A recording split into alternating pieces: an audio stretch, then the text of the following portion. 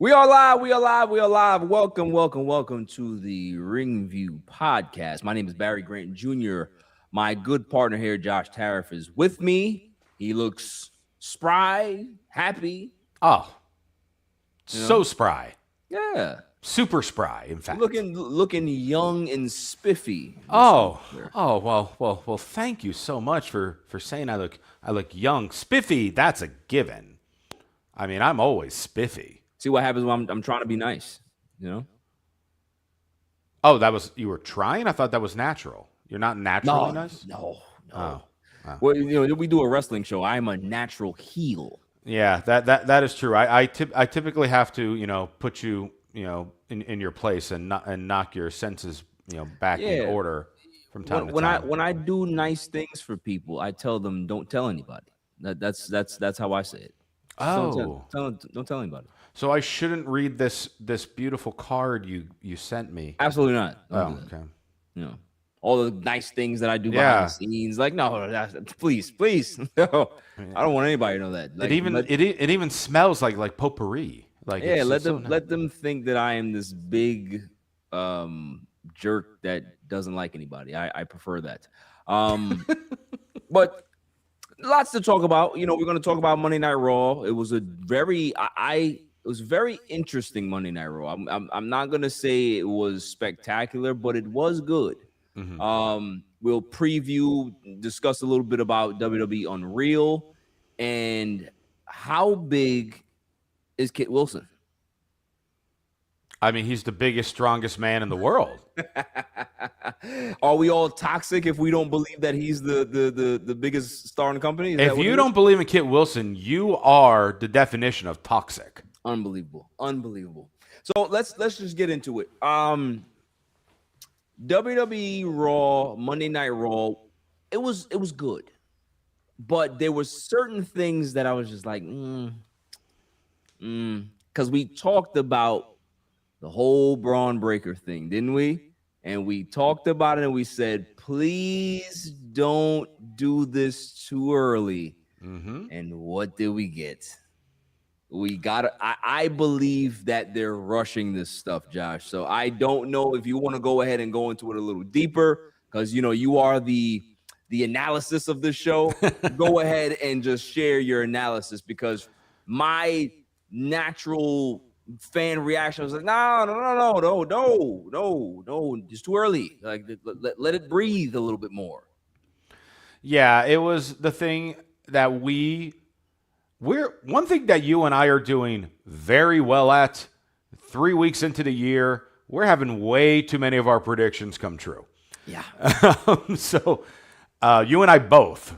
Yeah. So Braun Breaker suspended for 1 week and now is invited to come back next week to have a talk to try to get, find a resolution to the suspension. Well, if he is going to be on our TV, that lifts the suspension. Right. Because now he is back. And, they made it out where Adam Pearce got a phone call. Who was the call from? Because now all of a sudden he has to have a meeting, so you can speculate, the call was from Triple H or the call was from somebody else. Did you like that part of it? That Not at all. Me neither. Not at all. But I didn't like it just because now it makes Adam Pearce look like he has no power in his role. Right. And I think that's kind of like the first time that they really have kind of in a long time. Yeah. Yeah. Because I love Adam Pearce. I love what he does with the role. I think he's great. He's great. And so with that, we're going to have some segment of some kind next week with Braun Breaker and Adam Pearce. And it's probably going to involve something with Braun Breaker is going to be reinstated to be in the Royal Rumble, to then be, one of the favorites. And he will probably be one of the people to be, cleaning house in the Rumble. And meanwhile, Division loses to the Luchadors. Right.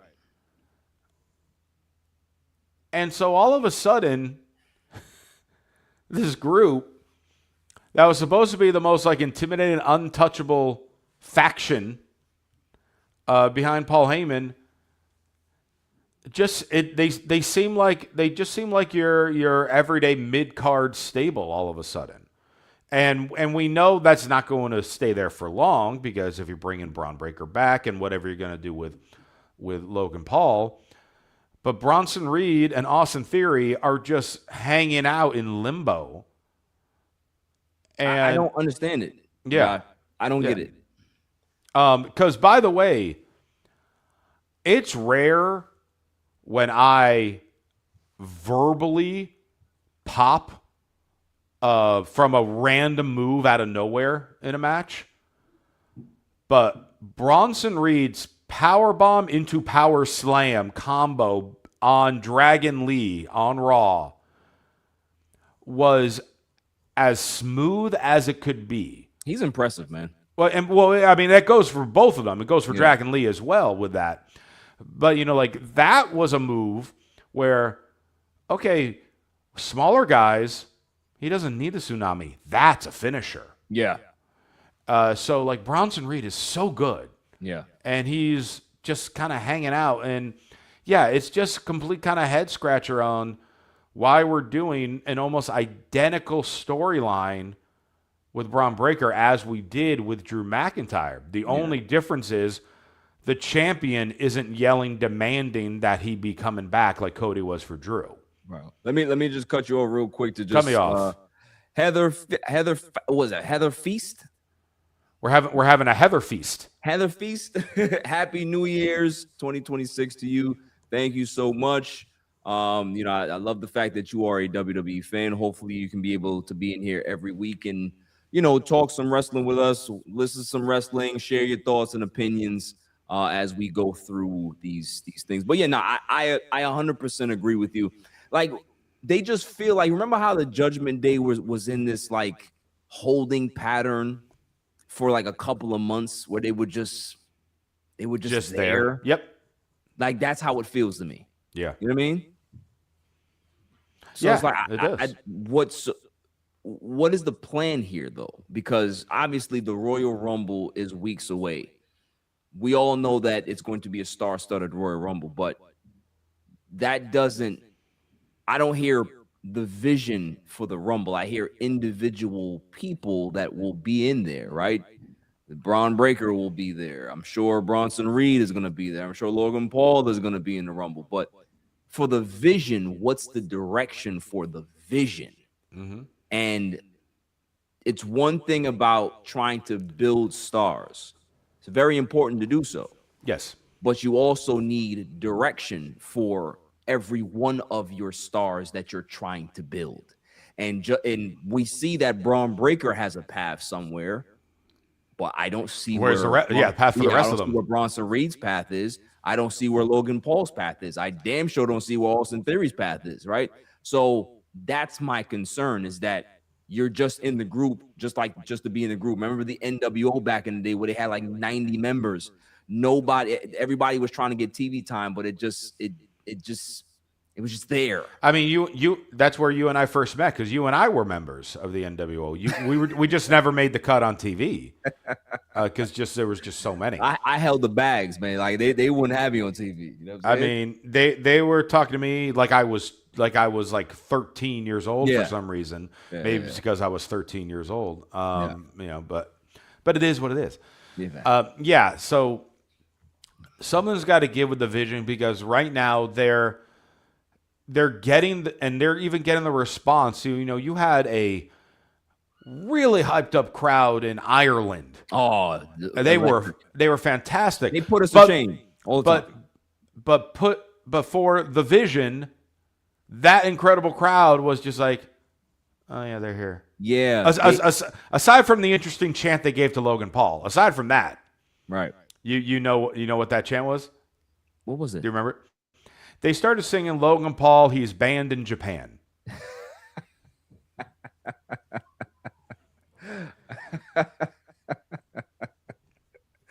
Oh my International wrestling fans are the best. They're the best, man. They are the best. They are the absolute best. Crowds. They make sure that the show is lively. Like United States crowd, we suck. We outside of a few places, we suck. We really do. But yeah, it's just even if you can't get a pop internationally, you might want to start to go back into the writing room with the team and say, okay, what can we do to fix this? Because something's not connecting here, and it's just not connecting. It really is. And I understand Paul Heyman is great. Like he's the one, he's a part of the writing team. He's trying to put things together, but you have to understand that you don't have a Roman Reigns, you don't have a Jey Uso, you don't have a Sami Zayn, you don't have all of these other characters that people like naturally. You trying to get over new people that do have respect and fans do kind of like them, but it's not the same thing. And you have to find a way to make them either very menacing or very entertaining. And they're not either. That's the problem. Yeah, that is the problem.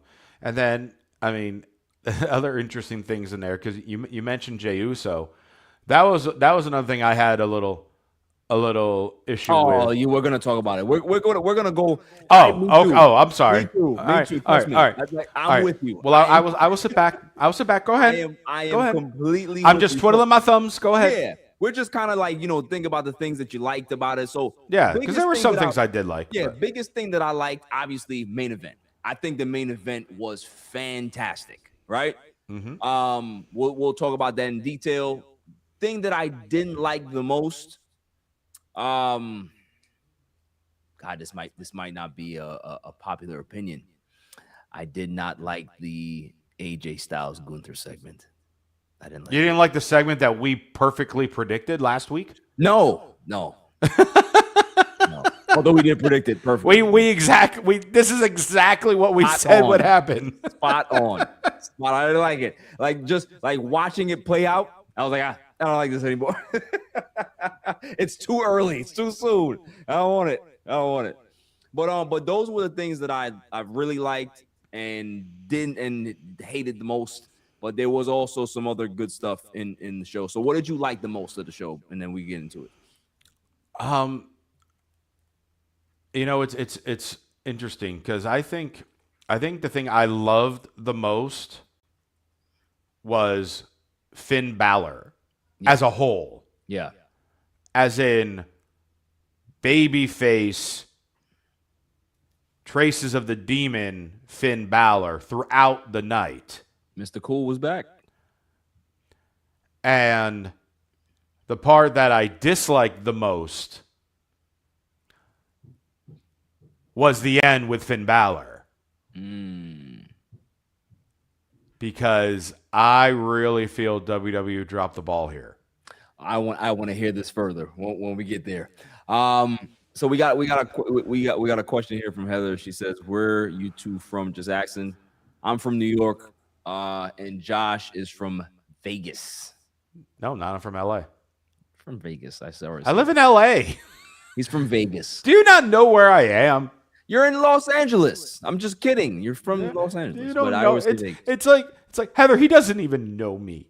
So he's from Vegas. I those left coast people are always the same. Arizona. I am from parts unknown. We're gonna go with that because I am anywhere that wrestling promotions want to book me. Yeah, exactly. I am where the money is. I'm where the money is. Put it that way. Where's the money and the booking? Well, then I will hail from that area. Yeah, hate this weather and snow. Yeah, I'm with you, Heather. This weather sucks. So let's just talk about the AJ Styles stuff. Okay. So we predicted this to the T. Yep. We knew exactly what this was gonna be. Like I said, when I saw it, I was just like, I think that it can be able to get more out of this instead of us getting a match at the Rumble. I think that they could have been able to get this they could have extended it to Mania if they wanted to. And here's how I say that, right? It's because we know that AJ Styles wants his rematch. We understand that Gunther came out there and he's egging on the crowd. The crowd is giving it to him. He's doing what he's supposed to do. AJ Styles wants his match. He's not getting his match. And then Gunther says, wait, I'll give it to you if you put your career on it. Right? Yep. So AJ goes in the back. He's, talking to Adam Pearce. Yo, listen, I don't know if you want to do this, man. I don't think you should. AJ Styles said, let me go talk to the wife. Talks to the wife, and we get we get him to accept the actual terms. The way I wanted it to go. And I think that, listen, they executed it fine. There's nothing wrong with what they did. I just didn't like it, right? Because I'm like, I don't want to see AJ Styles retire right now. I think they could be able to get a few more months out of this thing, drag it out, build it, and you can be able to get the crescendo that you want, right? So my thought process was, let Gunther say no. Let him continue to say no. Week in and week out, AJ Styles is trying to get him to challenge him, right? Gunther's shutting him down, right? Making fun of him, poking fun and all that stuff. He got on the Titantron of him, getting the best of AJ. And here's where it gets real. Royal Rumble. Gunther is in the Royal Rumble. Gunther is doing his thing in the Royal Rumble. AJ Styles, for whatever reason, is not in the Royal Rumble, right? He has the night off. But AJ Styles comes out there and he throws Gunther over the top rope. He gets in there, comes in from the crowd, and knocks Gunther out. And now Gunther is incensed. His chance at winning, at getting to the WrestleMania or challenging for a championship is now thwarted. He's now pissed off. And now AJ says, I got your attention now. Now you give me my match. And now Gunther's like, all right, I'll give you a match, but your career is going to be on the line because I'm going to finish you. After I beat you, you're done. And AJ Styles says, agreed. That's what I would want. Just give us a little bit more build. That's all it is. That's all I'm saying. I mean, that booking makes perfect sense. I'd be totally fine with that. My big thing with it, though, in my one big thing in disagreeing with your idea, okay, is the way they're using Gunther right now. He is just so unbeatable. If he is in the Rumble, he has to win the Rumble. And they don't want to go that route right now. I think he's in the Rumble, no? Oh, he's not. He's not. If he's doing this match, he ain't. Right. Okay. So now, I mean, unless he's a surprise, like that comes in like late in the Rumble, which is a possibility. Yeah. But that's my thought with it. Where now, if both of them were in the Rumble, you could do a thing where like, oh, maybe one of them eliminates the other, and then like the other one does like a Sid Hulk Hogan and gets the other one out type deal. You could have done that. The one thing is, it has happened before. You can go two different ways with this, and I love both options. Because I talked with you last week where I said it would make the perfect sense for Gunther to end AJ's career at the Rumble because it's so soon after eliminating Cena with the amount of heat he got from that to then add back-to-back legends gone. And where did AJ Styles make his debut 10 years ago? Well, in the Royal Rumble. My first thought was in Saudi? But I'm like, I don't think so. But yes, in the Royal Rumble. So that obviously makes a valid sense as well. The other thing, though, is because now you're talking about the career, and everyone already knows that 2026 is going to be AJ's last year. So everyone thinks that AJ is going to lose this match. Yeah. So what if he wins? But if he wins, then now that stops the unbeatable Gunther, right? It can stop it unless they do a thing where he does an outsmart and then pretty much cheats to win like Gunther did. Okay. So if they were to do something where somehow AJ gets away with cheating to win, but obviously the crowd is still going to be in favor of it because they prefer that, Gunther's going to be mad. And then to what you wanted, as far as the story to build further, then you get one more match where that is the end, whether it's at Chamber or Mania, depending on what they do. Right. I still personally am leaning towards AJ's career ending at the Rumble, even though we know obviously he's still a top talent. He's choosing to leave. Just because I'm thinking as far as the long term with Gunther, Cena, boom. AJ, boom. Brock, boom. I don't see the Brock thing, man. We talked about it, but if they do that, it would be insane. It'd be insane. It'd be absolute madness if they do that with Brock. Mm-hmm. And then he is the career killer officially. He's the new legend killer. And career killer. Oh, career killer. To then take on the legend killer. Well, he's not going to retire Randy, though. I mean, not this year. I think Randy has another 5 years left. He's not retiring now. I don't know. But it could also be also the match that ends the gimmick of career killer if Orton were to, beat him. Yeah. But Gunther needs to end the career of multiple people. Yes, yeah, I agree. He definitely does. So I mean, we might just get the end of AJ Styles' career at the Rumble. I'm just like, can we just extend it just a little bit more? Like we get a little bit more story out of it, man. There was a report. Now this was a report many months ago, and obviously things could certainly have changed between now and then. But the report was that AJ's contract ends in February of 2026. Okay, so we thought that when he said he's going to retire in 2026, obviously everyone just thought, okay, it's going to be a farewell year. Yeah, but I like that though. Again, for all we know, it's definitely could have extended to for some, even if it's like extended a month, whatever. But that was out there months ago.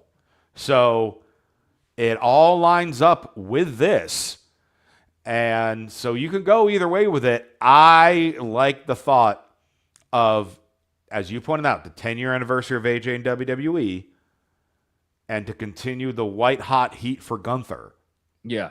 That will be his last match in WWE. Right. And then you get one TNA match with him. Okay. I don't hate that. He'll show up, so maybe his send-off will be like he'll be gone a few months and then build up for one final match at like Bound for Glory or something, like him and Kazarian or something like that, like one of his old school TNA guys for his legit last match. You could do that as well. Okay. Listen, I don't hate it. I don't hate your map out. It makes sense. I do like the fact that they didn't do this farewell. Wrestling is not about farewell tours. I'm not into that. I'm more about like, okay, if you decide to retire, we'll see what happens, and if it gets to that point, it gets to that point, and you walk away. Like it doesn't necessarily have to be this grandstanding thing. I just think that because it was John Cena gets that respect, but I don't think that everybody's going to get that. Yep. You know what I mean? And not everybody deserves that. As good as AJ Styles is, I don't think he deserves that type of, like, it's just a regular, hey, I'm a legend. I'm gonna go out. I'm gonna make sure I give the guy the rub and head out the door. And that's just the way it goes. That's the business. Yep. Okay. I'm gonna be a bad guy here. Oh, what else is new? Exactly. The Liv Morgan, Rio. Oh, let's see, Rio. I said Rio. Io, Rhea, Roxanne. And Roxanne segment. No. Like I am at this point where I just don't want to see the tag team championships on Rhea and Io anymore. They're too talented to be able to have this belt or these belts. Let somebody else have it so they can be able to really, because those belts are supposed to be able to go to SmackDown, Raw, NXT, get that, kind of travel with those titles. These girls are not going to do that. They're too high profile to do that. And I know they're going to lose the belts the next time. I think it's Saturday night's main event. They're gonna face. They're gonna face Liv and Roxanne at Saturday night's main event. Yeah. But I'm just like that promo. If I'm just talking about that promo, it did nothing to sell the match. It did nothing to advance the story. It was just about, well, I heard you're in the Rumble, and how's that gonna work for your team? I'm in the fucking Rumble. Like, what do you mean? Like, there is no team when it comes to the Royal Rumble. Who cares? Like, well, let's focus on what the beef is right here in this ring. Like, who cares about the Rumble? Oh, we have something we have to announce too. We're in the Rumble. Fucking great. What does this have to do with the tag team match that we're trying to build for Saturday night's main event? That's the way I looked at it. You know what I mean? I'm just like, we didn't need this. You know what I mean? We didn't need it. I honestly have like no opinion of this at all. I was like, all right, they wanted to cut a promo to help build for the match. Fine. They laid him out. They laid him out. They laid him out. This is just to have a women's match on Saturday night's main event and building up. Honestly, I could see Rhea and Io retaining. Not if Big Sexy has anything to do with it, right? I love that she's going by Big Sexy now. Not if Big Sexy got anything to do with it. And that's my girl right there. Love it. I love what they're doing with her. I love what they're doing with Raquel. Yeah. But I mean, it's the match the match itself is going to be very good. Yeah. If not great. And it's like right now all the tag teams that you're really building up are really on SmackDown. Yeah. Because I know I'm slightly adjusting from this promo, because what intrigued me the most with the women's tag division on Raw was the backstage promo with Asuka and Kairi. That was great. Because that, to me, was the seed planting of us getting the Asuka versus Kairi saying at Mania. Yes, because Kairi is going to screw up again, and Asuka is going to rip her to shreds. Mm-hmm. And leave her laying in the ring, and that's where the sympathetic babyface rises, and we get the rise of the student versus teacher match at Mania. Correct. And I'm all for that. I think they've done a good job with those two. Being able to build that story, because Asuka's so good. Asuka's so good, and Kairi Sane hasn't really been able to show her range as a character, because she's always been just very good in the ring. Yes, and now she's starting to kind of put it together. So I like what I'm seeing with them. Yeah. So I agree with you there. I mean, that, outside of anything else with the women, I think that was the best. No. Just to quickly touch on, because I want to commend WWE with this, with the Javon Evans Grande Americano match that they stopped. Yeah. We didn't get to see we didn't see what happened to him though. It happened. Well, they pulled it away during commercial. So this is what they, like what the quote unquote reports are claiming. Because early in the match, something that we did see was a slight miscommunication where Grande and Javon bumped heads. Yes. And what the reports, what your Dave Meltzers and them have reported from this was they stopped the match because they were concerned that Javon might have gotten concussed. So him selling the shoulder was just... Right, because when I saw that, my initial thought was when he's holding around his shoulder but a little to the side, my thought was, did this skinny guy break his collarbone? Or did he tear his rotator or something, or separate shoulder or something of that nature? But the fact that he then walked off while with the trainer wasn't assisting him, to get to the back. So it sounds like they were really concerned with the headbutt And obviously you could not do a full concussion check, out there, but played it safe. Probably because, hey, we really want to do something with Javon in the Rumble, to have like a crazy spot there as long as he's healthy for it, and stop the match.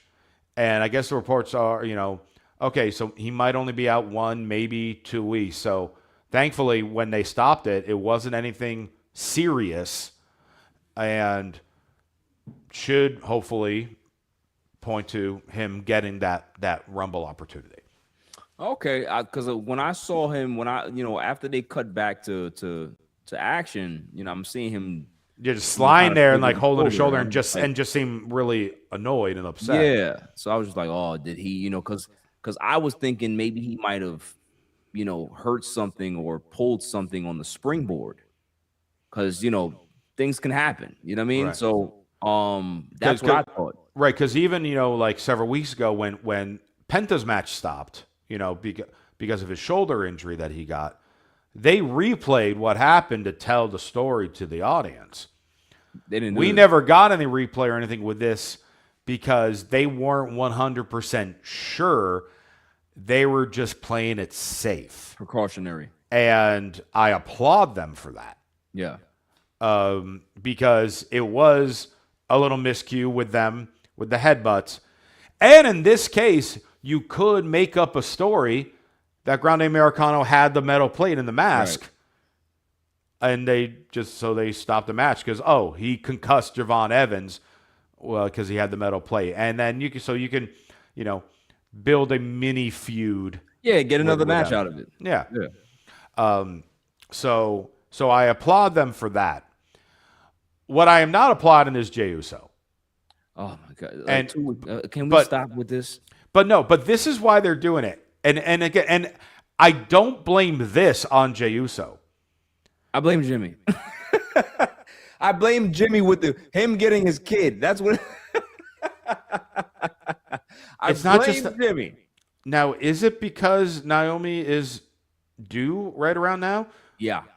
Or is it because Jimmy can't travel international? Because remember from his prior DUI arrest, he normally doesn't go international. Well, he did mention Jimmy and Trin, so he gave him a shout out. Yes. So if he gave them both the shout out, then that means that. Is it though? Because when did she announce? When was that announcement? I'm not sure. Because she wasn't too far along at that point. Yeah. I'm just trying to do a she had the baby already. She announced it in mid-August. Okay. So she found so that means she was probably 1 to 2 months at that point. Maybe more. I don't know if it'd be more, because no, you would have found out sooner than that, because as soon as you find out, you stop wrestling. So that is roughly like 6 months or so. Yeah. So she is not due yet. Jimmy has had times in the past where he could not travel international based on his past arrests that he's had. But here's a question: he's never been on any international trips? I don't know. I'm trying to remember if he's been in any of the Saudi shows. Now you're gonna make me go back in the research now. Right. I have to double check that. But my point in all this is, if that is the case, why did you put the tag titles on them now when you were about to take this international tour? Yeah, I don't know. Why didn't you just wait until the international tour ended? Or if it is because the baby is on its way, why did you put the tag titles on them now when you knew he'd be gone? Because it doesn't matter. The tag team titles don't matter. They don't matter. That's the sad part. They don't matter. And the fact that we have 2 versions of them, we should just have one. There should just be one champion that they go to both brands and they challenge whoever they have to challenge. That's how it I mean, that's the part that's just annoying me is, hey, they are now the tag champions, but we're not seeing the tag champions. We're just seeing one guy cut promos while he's one half of the tag champion, and it's just doing the same thing, just doing his promo because they can't wrestle other tag teams if one of the guys ain't there. Right. So Jay is going to be in the Rumble because Jimmy won't be there for either reason, whether it's a traveling thing or because he has to be home with Naomi, whichever the reason is. And obviously no one believes Jay's going to win because he's a tag champion. And I know he just won last year. Doesn't matter. So it's a waste of having the tag titles there. And the promos are just... They're just to get the crowd excited for a minute. It's just a cash grab. That's all it is. Yeah. I cringe every time I see it now. It's just like, bro, it was cool for a minute. For me personally, it ain't hitting like that no more. It's just, it's one of those, like if I'm not watching it live, I hit that little 10-second thing in the right side of the screen. And I keep going. I'm just being honest. I just keep going until I don't see it anymore. Well, with all that, because we're doing a long recap of Raw here, but we really need to talk about Finn. Yeah, let's do it. I mean, everything else was kind of just hodgepodge, but let's get to the main event because I have been a Finn Balor fan since he got called, he got signed to NXT. I didn't know much about him before that. I used to see people, talk about this guy that used to always, put himself that went by the Prince and all that. Yeah, the Prince and, all that stuff. But it's like, I didn't realize how good this guy is. But once he got to NXT, I was like, this motherfucker is cool, man. Like, he's just cool. Like he's not a great talker. He's not, but when he gets in that ring, man, there's nobody better. His entrance was awesome. Having the crowd be into it, right? Like his look, his physique, everything about the dude is just money. And him getting to the main roster, winning the heavyweight championship and having to relinquish it because he tore his shoulder up. Like all of those things are so good about Finn Balor. Like there's so much there. Like this was a superstar, and then he just never got over in management. Not the fans. The fans have always loved Finn. Management never pushed him the way he was supposed to. Well, I'm going to correct you on that. They did, but then he immediately got hurt, and that ruined never everything. Got a chance and to never be got able the to chance redeem again. Himself. Because the thing is, it's not like he did something to be reckless in the ring to hurt himself, right? To kind of stop his push. Seth Rollins gave him a buckle bomb. That move is just dumb, right? We know how stupid that move is to the point where he doesn't even really do it anymore, right? So he got hurt on that, and then after that, it was just like, okay, well, this cool, like, can he get another push again? And he never did. And the Judgment Day thing, we thought that, okay, cool, they're gonna get rid of Edge, and now we're gonna get the Demon Finn that's gonna lead the Judgment Day, and it's gonna be cool as hell. We didn't get that, right? Then Dom gets risen to power. Then Damian Priest, everybody, Liv Morgan, everybody is getting shine, and Finn Balor's just there. You know what I'm saying? And it's just like, yo, dude, do you understand the IP that you have right here? Do you understand how cool this dude is and how good he is in that ring? That's what bothered me all of these years, because I can understand if he lost a step or he's just not the same guy. What we saw on Monday is the same guy that I've been looking at for 10 years.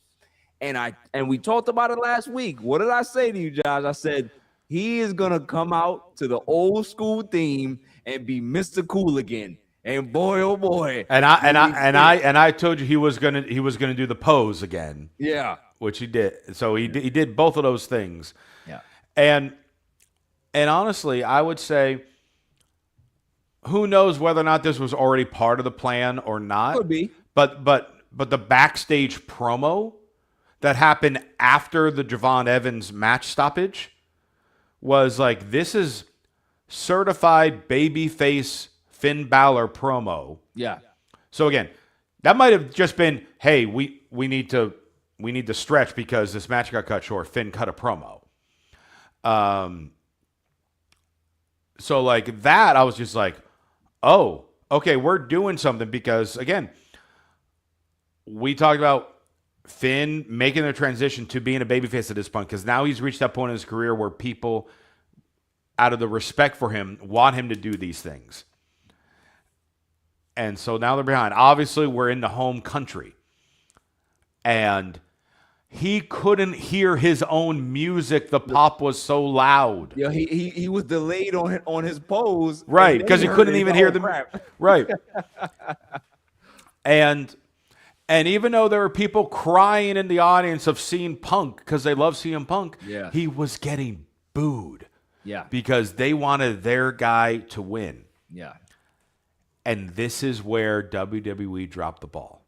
You think that they should have put the belt on Finn? Are you crazy? Listen. Are you crazy? Listen. Who is CM Punk wrestling at the Rumble? Probably LA Knight. No one. There's no one listed, and they have one more Raw. They have one more Raw. Yeah. Who? It might be Finn. Finn might get another one. Well, here's my point with that.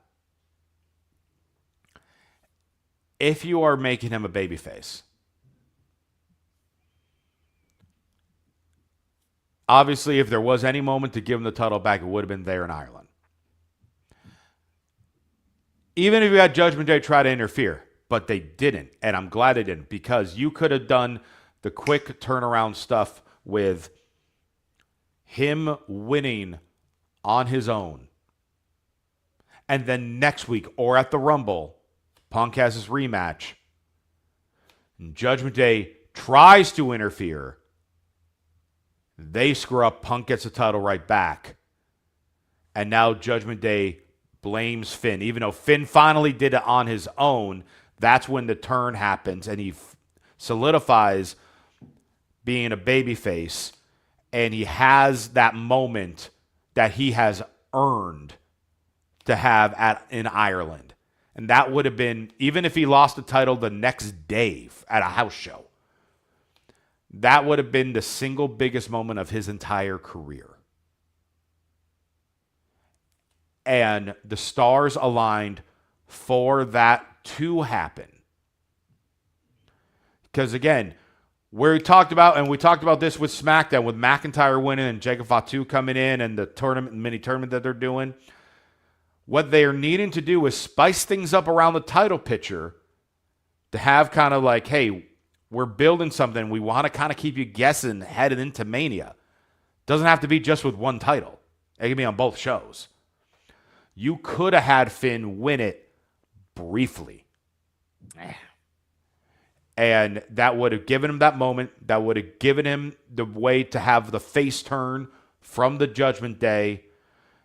And then that would have, again, kept people guessing. Oh, what are they going to do? And okay, you gave it back to Punk. Fine, because everyone still loves Punk. And he's trying to be the fighting champion, which, is good. Because SmackDown, you got the U.S. title being defended every week. Raw, we're getting the World Heavyweight title defended most weeks, which is great. So Punk, all of a sudden, he lost it. Well, I need to prove that I can beat him. And then he gets it back and then goes back on this path against whether it's Braun or whoever. I'm not saying that what they did last night wasn't good, because it was.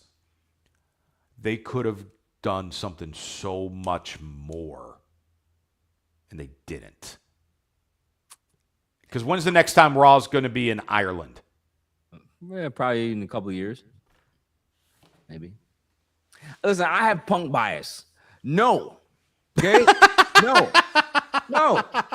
And here's the thing. Like, that match was great. It was a great match. It was a great match. The thing that I want people to understand is that CM Punk that man can still go. Like Oh he yes, is absolutely. still He one of the absolutely can still best go. wrestlers on the planet.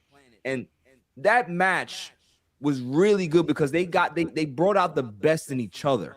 And that's the first time they've ever been in a ring together. And that was gold, man. Oh Like yeah. if WWE is smart, they might want to do this again at the Rumble, honestly. Like just because it was so good that you want to see it again.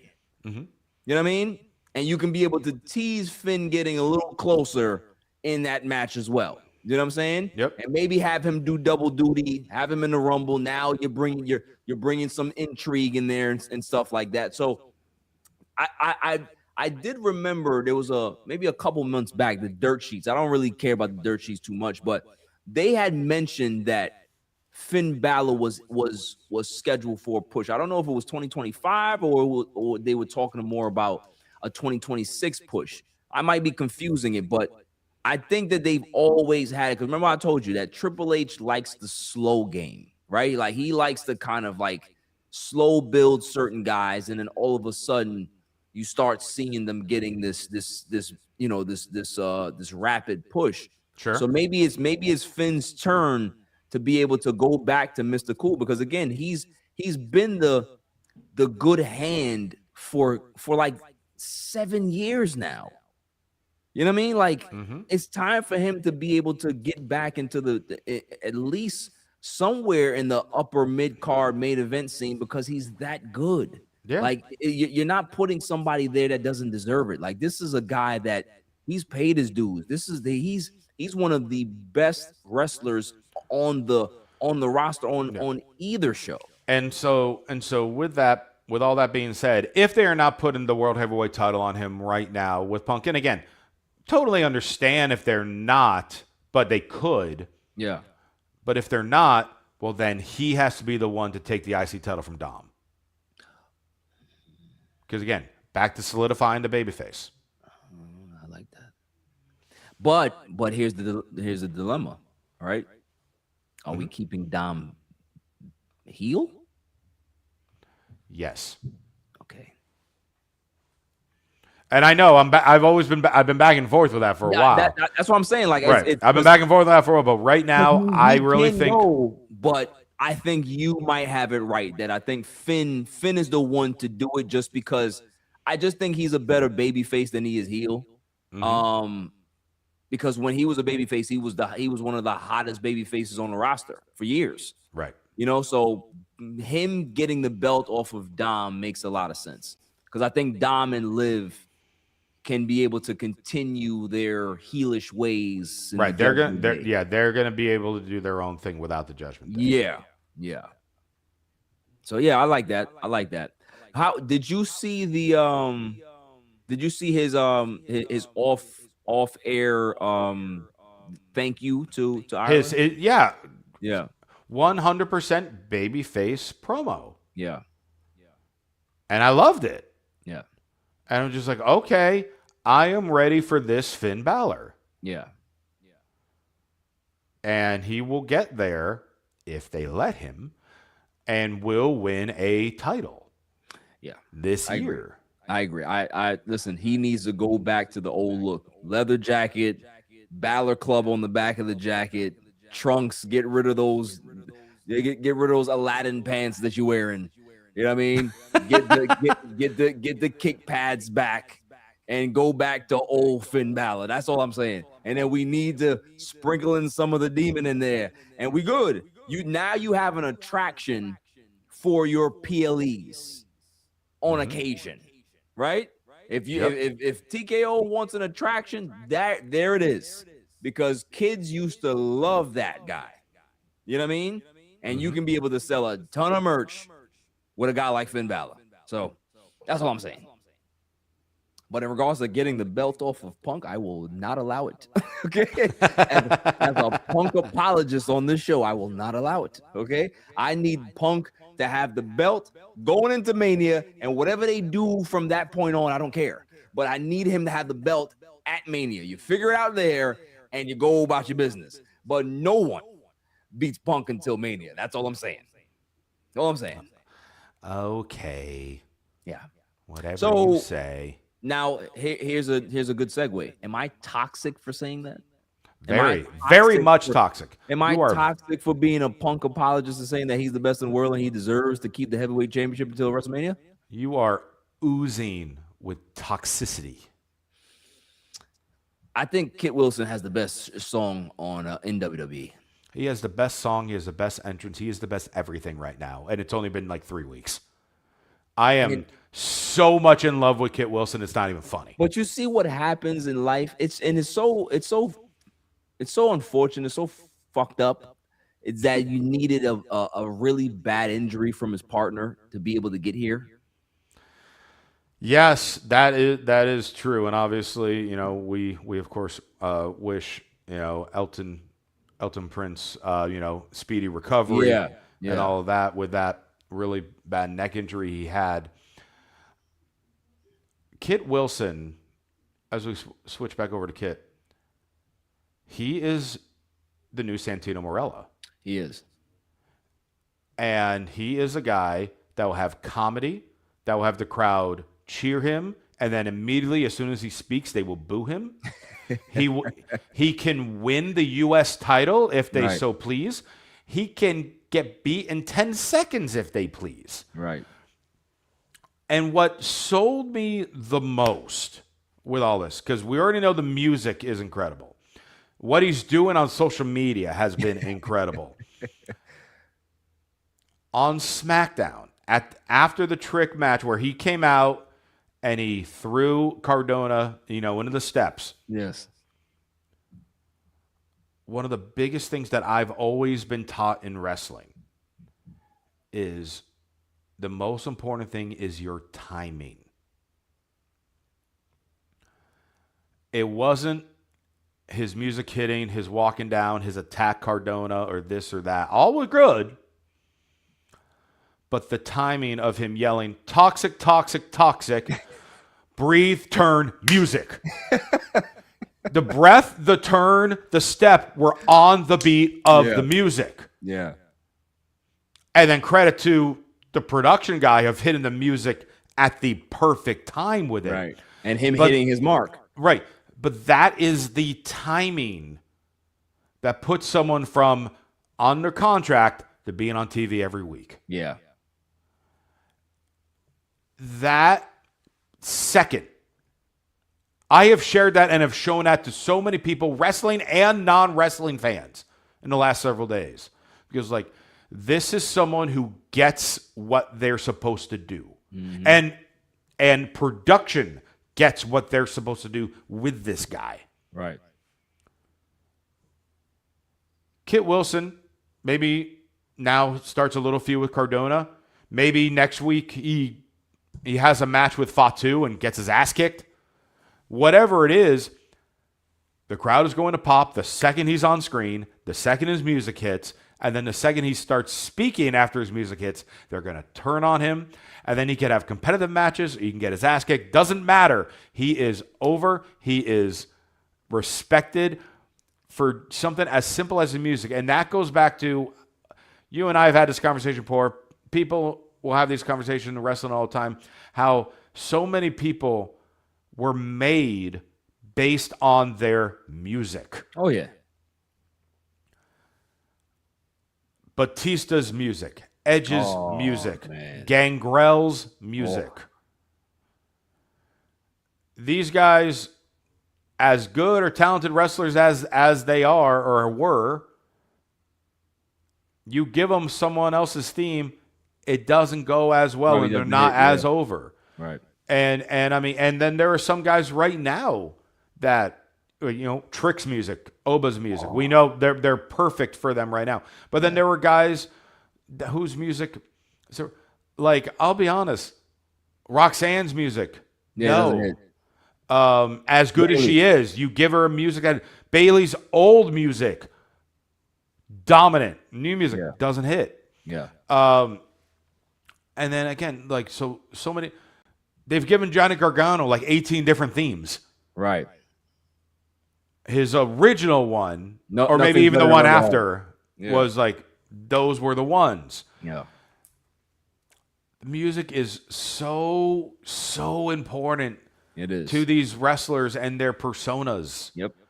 It's who they are. Like, just think about Stone Cold Steve Austin for a second. Without that song, if you give the over Stone Cold, forget the song, without the glass shattering, but even the song too, right? But Yeah. if you have the same persona, beer drinking, he's flipping people off, and he has the ringmaster music, it doesn't sell, right? It doesn't sell. So everything is encompassing, the glass breaking, but Kip Wilson, that everything about him. And going back to what we were talking about, I don't know if we were talking about it on air or off pod, but you don't necessarily have to be a heavyweight champion. You don't have to be the superstar that people believe that you're supposed to be on every channel and every sponsorship or every box of cereal, but you need Kit Wilsons. You need guys like him, because without him, they're the ones that bring the entertainment factor. They're the ones that bring the fun. They're the ones that are helping enhance the other talent to make them look better, while also doing what they have to do to be able to continue to push along their gimmick as well. So he has a purpose, and he's going to continue to have a purpose and be the catalyst to a lot of feuds for a lot of guys. And I know what they're going to do with him next, because it's so WWE. They're going to give him his own show. And you know what I'm talking about. He's going to have his own little talk show thing. Like Toxic Masculinity show. Exactly. He's going to have something like that. So, I'm looking forward to it, but he's whatever he does, man, I'm in on it, because he makes me laugh. You know what I mean? Like, and that's a good reaction to have when you hear somebody's music, you see them come out, and you have this, visible reaction, whether it's a smile or whatever it is. That's a good thing. So Kit Wilson is doing his and thing. You want like crazy, bizarre predictions? Oh yeah, go ahead. You're crazy, so go ahead. Kit Wilson, Royal Rumble entrant number 3. That's not crazy. He will be number 3. So he will last about an hour. No, he will last about 20 seconds. He will come in with whoever 1 and 2 are. Yeah. And the crowd is going to go nuts for the theme. Sing the song, yep. They're going to sing the song. He's going to have his moment. He's going to do his pose, and he's going to go in the ring, yell and point at both of the guys that they're toxic, and then they're going to toss him right out. Oh man, listen, you need to do it. Also, side note, what if your 1 and 2 for the Rumble is Oba and Hobbs? If Hobbs is in the Rumble, I'm going to lose my mind. But like, Oba will be. Yeah. So if they are 1 and 2, I'm going to lose my mind. And that's why I'm saying have them 1 and 2, and then have Kit Wilson be number 3. That's funny. And they will just launch him. Yeah, because what they can do is Oba can throw Kit to Hobbs. They can literally play catch with him if they right, and then somebody just dumps him out. Right. Yeah. Right. I like that, but I'm hoping that they don't screw up with Hobbs. I need Hobbs to go to NXT. Mm-hmm. I need him to go to NXT because that was another topic we had to talk about. That I know we're running low on time. All right, because I had 3 thoughts with Hobbs on where they would place him, and I think the most likely one is the one that we both want the most. NXT. And that NXT with Ricky Saints. Yes. Because honestly, I feel like any of my options are him being the muscle for somebody. So you don't think that he should be by himself? He should be the muscle starting off. Starting off, yes. Okay. Because the one thing that he didn't get to do it much in AEW was talk on his own. And he can do it. And he can talk. Yeah. Obviously, we know WWE has their way of doing a little bit as well. So he can be with them, but he can still talk while being the muscle. He's not going to be a silent type. Right. But so the most likely scenario and what should be the best scenario will be have him go to NXT and partner with his old buddy Ricky Saints. Make Ricky win the title, and he's just an unstoppable force in NXT with the two of them. If they were to put him on the main roster, because that's the NXT option, and NXT, I agree, that should be where he goes. But if they were to just have him immediately come on the main roster, what if you put him with Miz? Oh, I mean, Miz is always the guy to kind of intro these people, but Right. it makes sense for Miz. Like Yes. Carmelo never made sense, right? Because of just the size. But with Powerhouse Hobbs or whatever they're gonna call Whatever. him, Yeah. that makes sense. Yep. That makes sense. And then I had one other, which is just a complete wild card. Why not New Day? Why not Grayson? Grayson ain't pulling his weight. But you gotta goof him up though. No, because New Day are heels, and you have then to heel Big E. The heel version of Big E is Powerhouse Hobbs. That's very true. Because to be honest with you, when you told that, I like that. And the reason why I wanted him by himself in NXT, I was going to mention that because Big E was we don't need 3, I need 5, right? Like he was the 5 count guy. Yep. You can be able to push Hobbs the same way you did Big E in NXT because they kind of are very similar in regards to their skill set. But yeah, I mean, putting them with the New Day, I don't hate it. I don't hate it. I mean, then the question is, where do you throw Grayson Waller from there? Because I feel he should kind of be doing his own thing. I think Grayson Waller just needs to start his singles career instead of I agree. Being with somebody. He doesn't. I don't think he needs to be with anybody. Right. Yeah, I think just the way they kind of like push Kit Wilson, you can be able.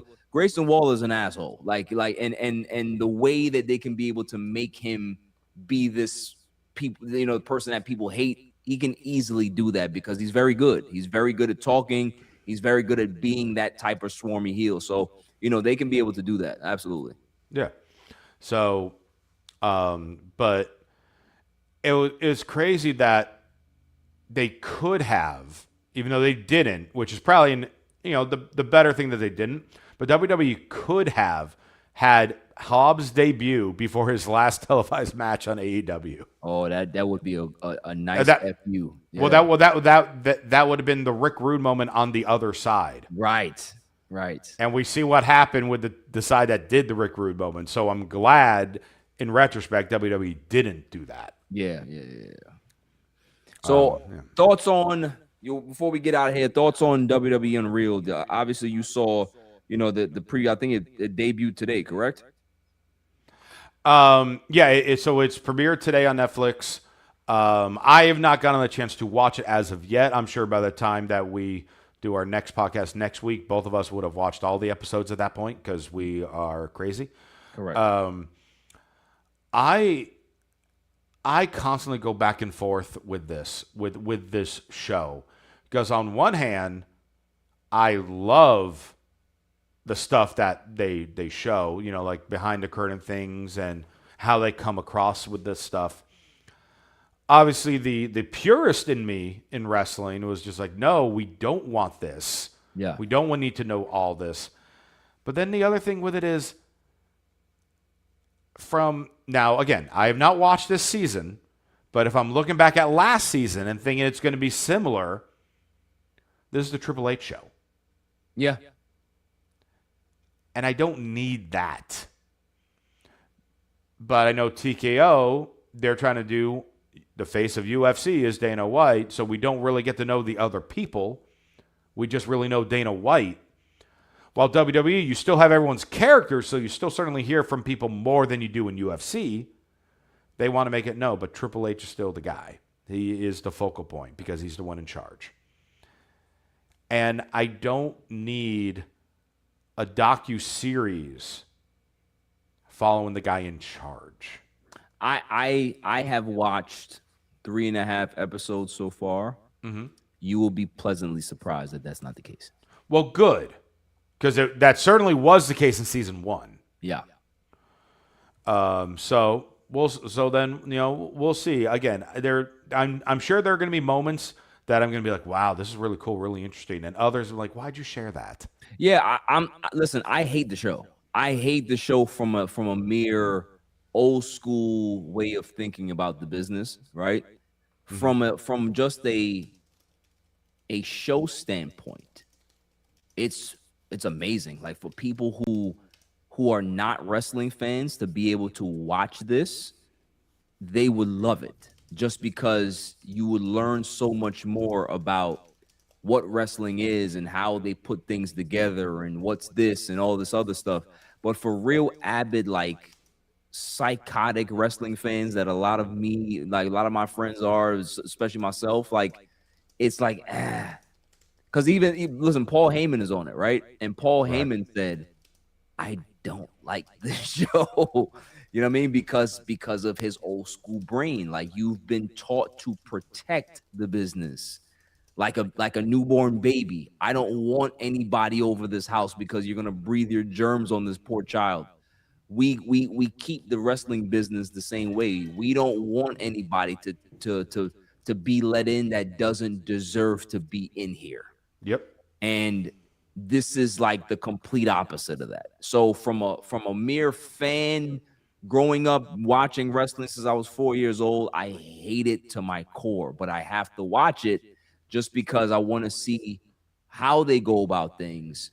I want to hear from the wrestlers. I want to hear from, their point of view, how they feel about certain things. I want to see how, not even really how the inner workings work, because I've watched wrestling my whole life. I understand it. I know many people that have, been on the indie circuit and stuff like that. So that I don't need, but it's just more about like getting the personal stories from the actual wrestlers themselves. I like that part, right? So that's a good part of the show. Everything else is just like, I'm a miserable old man.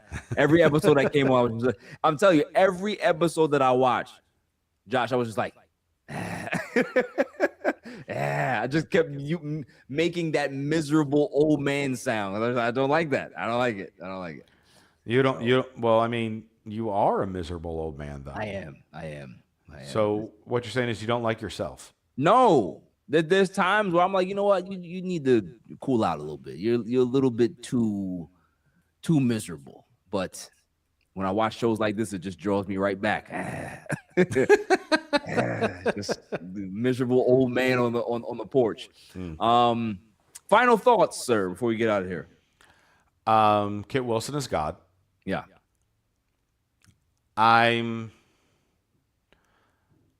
I'm intrigued on where we're going with the Fatal 4-Way on Saturday night's main event. Yeah.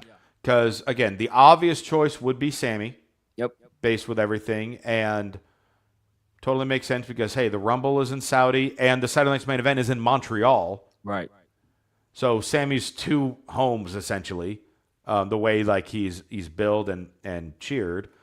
You could have him, he's going to have something big at the Rumble. Whether he actually wins the title or wins the Rumble, it's going to be something. So part of me would prefer Randy to win on Saturday. We know Priest's winning, and we know Trick isn't winning.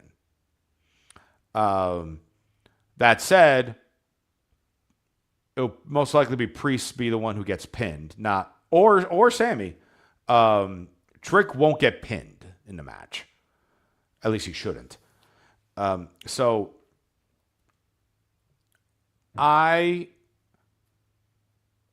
this is, I know, selfish of me, but I'm a selfish person. So I want Randy to win on Saturday to have the title shot at Rumble so Sammy can win the Rumble. But most than likely, Sammy is going to win on Saturday and have the title shot at Rumble, where if they had him win, oh my God, incredible. I think whoever McIntyre is facing at the Rumble, McIntyre's retaining. Yes. So I hope that it's Sammy. I hope that it's Sammy so he can lose. And then be like number 29 in the Rumble and suddenly regain everything. If they do that, I'll be so pissed off. Like, enough of this, okay? Enough. Yeah, my parting shots are I'm glad to see Mr. Cool come back. I hope he comes back full bore. Trick Williams is the man, and everybody knows that. And I'm just waiting for LA Knight to come back because I am miserable without my LA Knight, and I need to see him back on TV. So he's on the giant mural outside the arena in Saudi for the Rumble. Not good enough. not good enough. I need to see the dummy. Yeah. That's what I need to see. Okay. That's it for the show.